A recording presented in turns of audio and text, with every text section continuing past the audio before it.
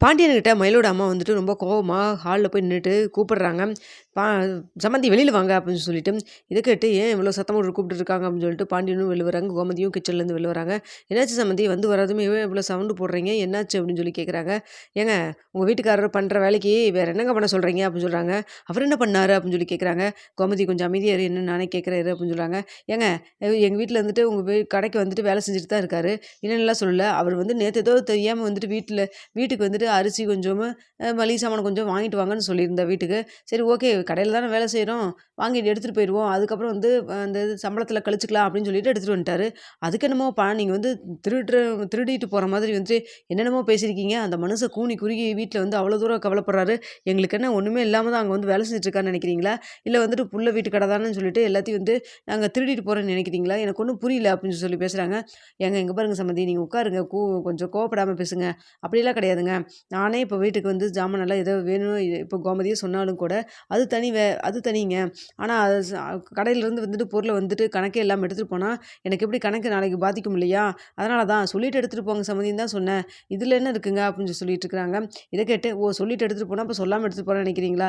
அவரு எதார்த்தமா எப்பவும் போல வந்துட்டு நம்ம கடமை மாரி உரிமையா வந்து வீட்டுக்கு எடுத்துட்டு போயிருவோம். அதுக்கப்புறம் சம்பளத்தில கழிச்சுக்கலாம்னு சொல்லிட்டு நினைச்சிருந்திருக்கிறாரு அப்படின்னு சொல்றாங்க.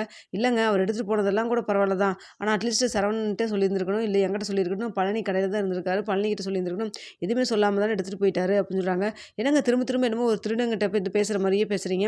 எங்கள பார்த்தா ஒரு பொருள்லாம் திருடிட்டு போற மாரி தெரியுதா? அப்படின்னு சொல்லி கேட்குறாங்க. அப்ப சவுண்ட் கேட்டு கரெக்ட்டா சரவணன்னு வெளில வராங்க. ஆமாங்க திருடிட்டு போற மாரி தான் இருக்குது. இப்ப என்னங்கிறீங்க நீங்க? அப்படின்னு சொல்லிட்டு ரொம்ப கோவமா பேசுறாங்க. இத பார்த்துட்டு கோமதி டேய் கொஞ்சம் அமைதியா இருடா. அது உங்க அத்தடா. ஏன்டா இப்படி பேசுற இவங்கிட்ட? அப்படின்னு சொல்றாங்க. ஆமா இவங்கிட்ட இப்படிதாம்மா பேசியாகணும். நானும் போனா போதுன்னு சொல்லி சொன்னா ரொம்ப ஓவரா தான் பண்றாங்க. நான் அப்பவே சொன்னேன்ப்பா. வேலைக்கு வந்து இவரெல்லாம் வைக்க வேண்டாம். நாளைக்கு ஏதாவது பிரச்சனை வந்துரும் அப்படின்னு சொல்லி சொன்னேன். கேட்டீங்களா நீங்க? அப்படின்னு சொல்லி சொல்றாங்க. இங்க பார்றா அப்படிலாம் இல்லடா. மனுஷன் வந்துட்டு வாய் விட்டு கேட்டாரு. நம்ம கதிர்வேடு டிராவல்ஸ்ல இப்ப தான் கடை ஆரம்பிச்சிருக்கான். அவனால அங்க வந்து வேலை குடுக்க முடியாம போயிரும். அதனால தான் சரி ஓகே ஒத்தாசையாவும் இருக்கட்டுமே அப்படின்னு தான் சேர்த்துனேன். ஆனா வந்து நான் சும்மா சொன்ன ஒரு விஷயத்துக்கு வந்துட்டு இவ்வளோ தூரம் பெரிய பிரச்சனையா பண்ணுவாங்க நான் எதிர்பார்க்கவே இல்ல. ஏன் சம்மந்தி இப்படி பண்றீங்க? உங்களுக்கும் சங்கடம் நாளைக்கு எனக்கும் சங்கடம். எப்படி ஒருத்தர் முகத்த பார்த்துக்கிறது அப்படின்னு சொல்றாங்க. இங்க பாருங்க இனிமேல் வந்துட்டு அவர் அங்க கடைக்கு வேலைக்கெல்லாம் வரமாட்டாரு. இது போதும் நீங்க அவர வந்துட்டு திருட்டு பட்டம் கட்டினதெல்லாம் போதும் அப்படின்னு சொல்லி பேசிட்டு இருக்கிறாங்க.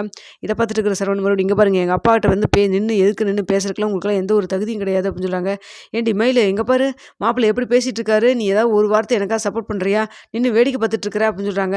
அவ எப்படி சப்போர்ட் பண்ணுவா? நீங்க பண்ற வேலைக்கெல்லாம். இங்க பாருங்க நீங்க பண்ணதெல்லாம் வந்துட்டு என்னென்னன்னு சொல்லிட்டு வீட்ல சொன்னா, அதுக்கப்புறம் நீங்க ஒரு நிமிஷம் கூட இங்க வந்து யார்ட்டயும் பேசவும் முடியாது. நின்னு கூட பேச முடியாது. பார்த்துக்கங்க. முகத்த கூட பார்க்க முடியாது. கம்முனு ஒழுங்கா இடத்த காலி பண்ணிருங்க. என் கோவத்த கிளறாதீங்க. நான் எதுவும் சொல்லக்கூடாதுன்னு பார்க்குறேன் அப்படின்னு சொல்லிட்டு இருக்கிறாங்க. அப்போ கோமதி வந்துட்டு என்னடா ஏதோ விஷயத்த மறைச்சு பேசுற மாரி தெரியுது. என்னடான்னு சொல்லி கேட்குறாங்க. அதெல்லாம் ஒண்ணும் இல்லம்மா விடுமா அப்படின்னு சொல்லிட்டு இருக்கிறாங்க. அப்போ வந்துட்டு எப்படி இருந்தாலும் மாப்பிள்ளை சொல்ல மாட்டாரு அப்படிங்கிற மாரி நினைச்சுட்டு உடனே மயிலோடைய அம்மா சொல்றாங்க.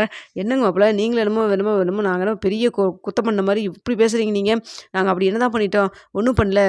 என் பாவி மவ என் வயித்துல பிறந்ததா செஞ்ச பாவம். அவள வந்து இந்த வீட்டுக்கு கல்யாணம் பண்ணி குடுத்ததோட சரி. மத்தபடி வந்துட்டு எதுக்காக இப்படிலாம் சொல்றீங்க? அப்படின்னு சொல்லி கேட்குறாங்க.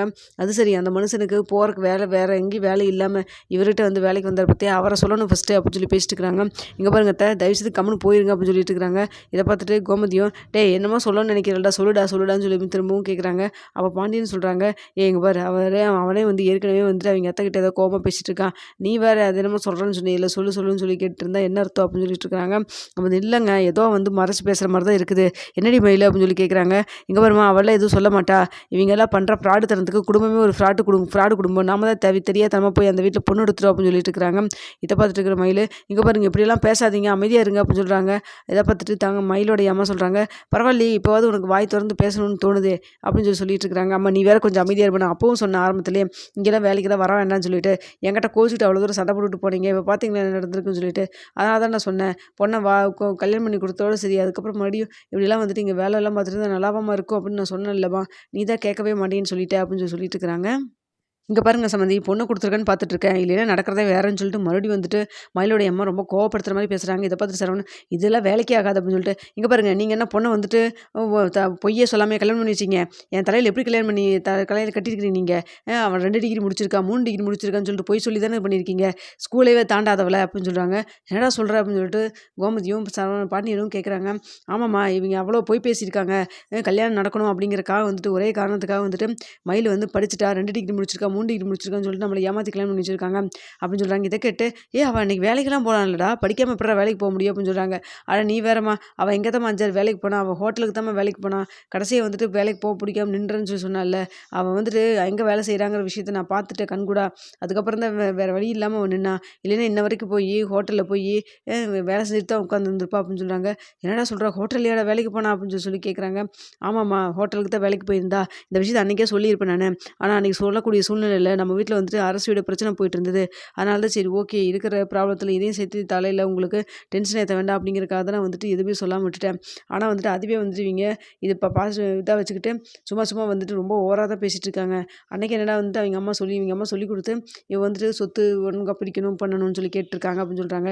இதை கேட்டோன்னா மயிலோடைய அம்மா சொல்கிறாங்க, ஏங்க மாப்பிள்ள, நீங்கள் தான் வாய் திறந்து கேட்கவும் மாட்டீங்க, நாங்கள் கேட்குறதுல என்ன தப்பு? 3 பசங்க இருக்காங்க, 2 பசங்களுக்கு மட்டும் பணம் காசு எல்லாத்தையும் கொடுத்துட்டு ஒரு பையனை வந்துட்டு கடையில் வேலை செய்ய விட்டுட்டு இருந்தா என்ன அர்த்தம்? எங்கள் மாப்பிள்ளை வந்து நல்லா இருக்கும்னு நான் நினைக்க மாட்டோமா அப்படின்னு சொல்லிட்டு இருக்கிறாங்க. இங்கே பாருங்க, அப்போ வந்து பாண்டியன் சொல்கிறாங்க, இங்கே பாருங்க சம்மந்தி, அப்படிலாம் வந்துட்டு ஒரு பையனுக்கு பண்ணி ஒரு பையனுக்கு பண்ணாமலாம் நான் விட்டுற மாட்டேன். என்னை பற்றி உங்களுக்கு இத்தனை நாள் இருக்கீங்க, வரீங்க போகிறீங்க, என்னை பற்றி தெரிஞ்சுக்கிட்டது அவ்வளோதானா அப்படின்னு சொல்லிட்டு கேட்குறாங்க. அப்போ கவர்மெண்ட் சொல்கிறாங்க, ஏங்க இதா சரவணன் சொல்கிற மாதிரி போய் பேசி பிள்ளைய கல்யாணம் பண்ணி வச்சுருக்காங்க, இவங்ககிட்டலாம் போய் என்னங்க நியாயம் திறமை பேச வேண்டியது இருக்குது அப்படின்னு சொல்லிட்டு இருக்கிறாங்க. அப்போ வந்துட்டு மயில்கிட்ட கேட்குறாங்க, ஏண்டிம்மா, அவள் சொத்துல இருக்க பங்கு வேணும் அது இதுன்னு சொல்லிட்டு வந்து சபை முன்னாடி எல்லாத்துக்கு முன்னாடி கேட்பேன் பிடிப்பேன். இப்போ நான் கேட்குற பதில் சொல்லு, எதுக்கு வந்து இப்படியெல்லாம் போய் பேசி கல்யாணம் பண்ணீங்க?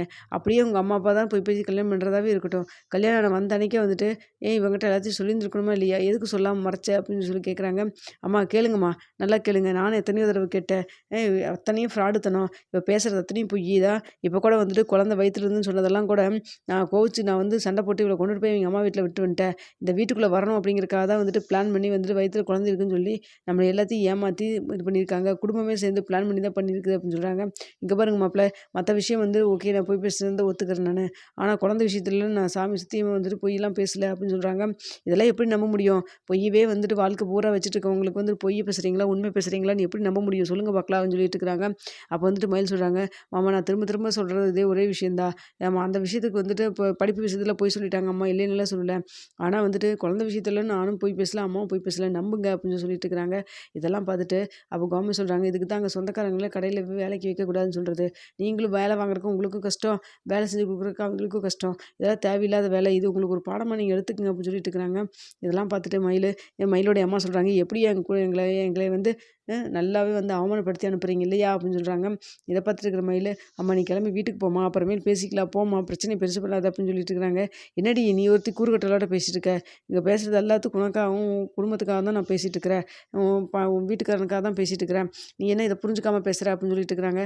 அம்மா எல்லாமே எனக்கு புரியுது தான், இல்லைன்னாலாம் சொல்லலை, அதுக்காக வந்துட்டு நீ வந்து பண்ணுறது சரியில்லை, நீ வந்து எங்கள் வீட்டுக்கு வந்துட்டு வேலைக்கு வர்றது தப்பு, கல்யாணம் பண்ணி கொடுத்த பொண்ணு கல்யாணம் பண்ணி கொடுத்த இடத்துலையும் வந்துட்டு இது மாதிரி வேலைக்கு வரலாமா ஃபஸ்ட்டு, அதை பற்றி நீ யோசிச்சு பாரு, நான் அன்றைக்கி சொன்னதுக்கே நீ வந்து திட்டினேன், நல்லா யோசிச்சு பாரு, இது மாதிரி பிரச்சனையில் எதுவும் வந்துடக்கூடாது அப்படிங்கிறதுக்காக தான் நான் சொன்னேன், ஆனால் எதுவுமே நீ காதுலேயே வாங்கல, இப்போ பிரச்சனை வந்ததுக்கப்புறம் வந்து நின்றுருக்கீங்கன்னு சொல்லி